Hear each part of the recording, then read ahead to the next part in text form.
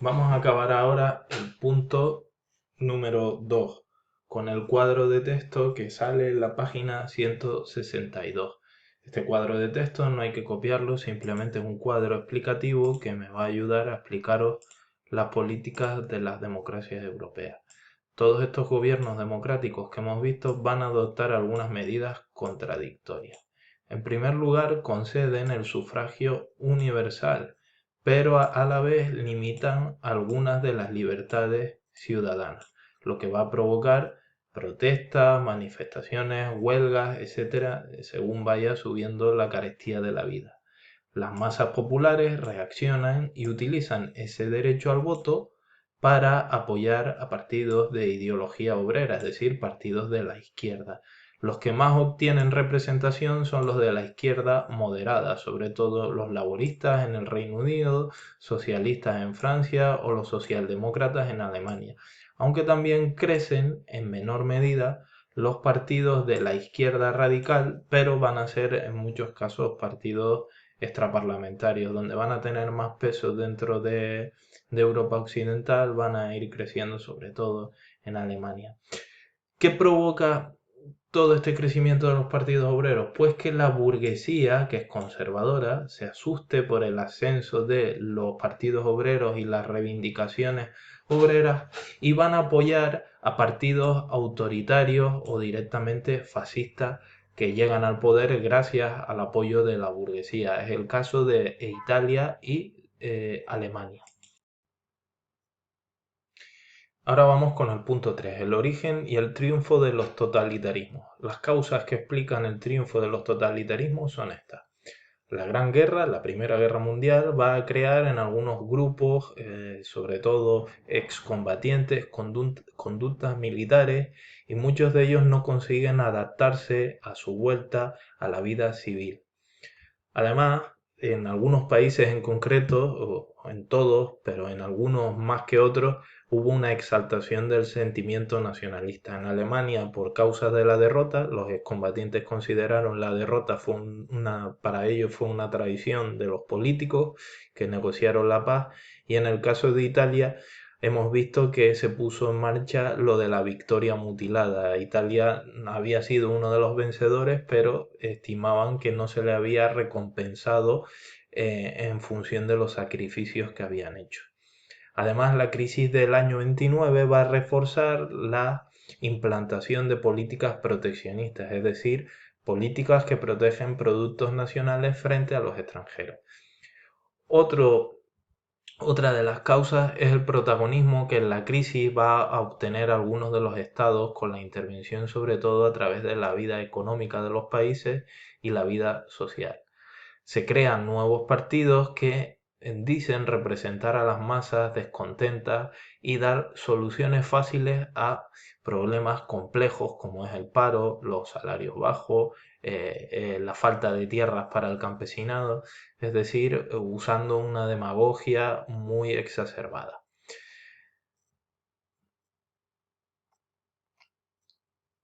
¿Cuáles son las características de los totalitarismos? Pues en primer lugar, en la política interior, el poder del Estado es dictatorial, es muy autoritario, el líder es un líder carismático que se hace mucha propaganda, fomentando la adoración o el culto a la imagen de ese líder que es omnipresente, omnipotente, todo lo sabe, etcétera, etcétera. Todos los poderes, el legislativo, ejecutivo e incluso el judicial, se concentran en esa persona y se apoyan además en un partido único. En la Unión Soviética sería el Partido Comunista, en la Italia fascista el Partido Fascista o en la Alemania nazi el Partido Nazi. En la política exterior van a iniciar una política agresiva, expansionista, sobre todo Alemania e Italia, hacia otros territorios para conseguir sobre todo la búsqueda de nuevos mercados y materias primas en ambos casos. En la economía, el Estado va a ser intervencionista, nacionaliza empresas, las explota y administra, fomenta las obras públicas para disminuir el desempleo y limita las importaciones para favorecer a la producción internacional. Socialmente van a conseguir el apoyo van a tener apoyo en casi todas las clases sociales. Eh, que creen, en el caso de los parados, que el sistema va a solucionar sus problemas. En el caso de la burguesía, cree que van a mantener a raya las reivindicaciones obreras. En el caso de los terratenientes, que van a disciplinar al movimiento campesino, etcétera, etcétera. Este cuadro lo tenéis, un cuadro explicativo en vuestro libro de texto en la página 164. Habla del apoyo social que va a recibir el fascismo y los totalitarismos en general. Cada clase social tiene sus propios intereses y el fascismo, como digo, a base de promesas normalmente demagógicas, va captando el apoyo de cada uno de estos grupos. El ejército en general va a ser el pilar político fundamental.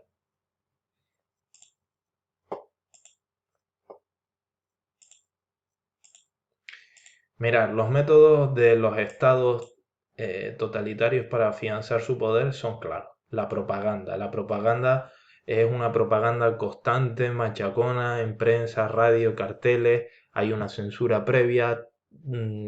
Se instaura una verdad universal. Es monopolio del Estado que va a utilizar toda la propaganda para exaltar su propia ideología y además no permite la expresión de cualquier otra idea contraria a ellos. Es decir, hay una falta de libertad de expresión total y absoluta. Aquí tenéis algunos ejemplos de propaganda del partido nazi. Hay Hitler totalmente divinizado.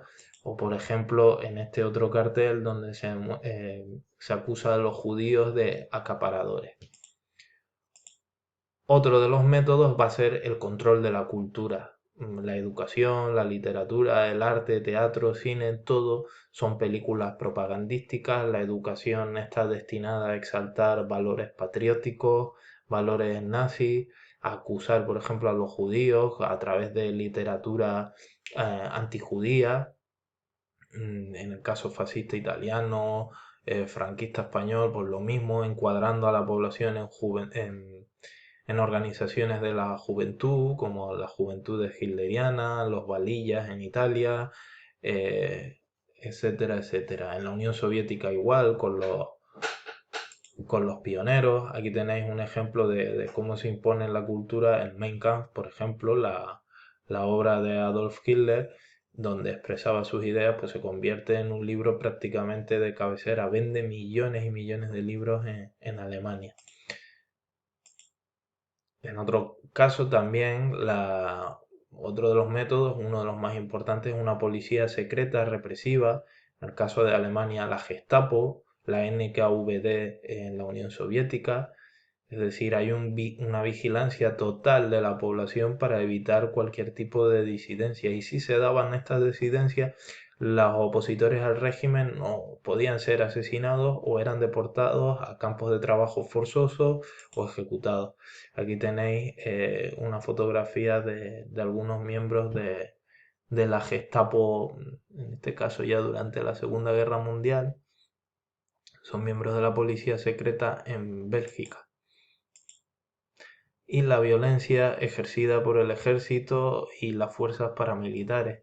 Los paramilitares son grupos de civiles que son armados por el ejército para patrullar las calles, romper huelgas, asaltar periódicos del movimiento obrero, dar palizas, etcétera, etcétera. En Alemania se conocieron como SA, secciones de asalto, o camisas pardas, y en Italia los fascios de combate. Estos son uno de los fascios de combate italianos.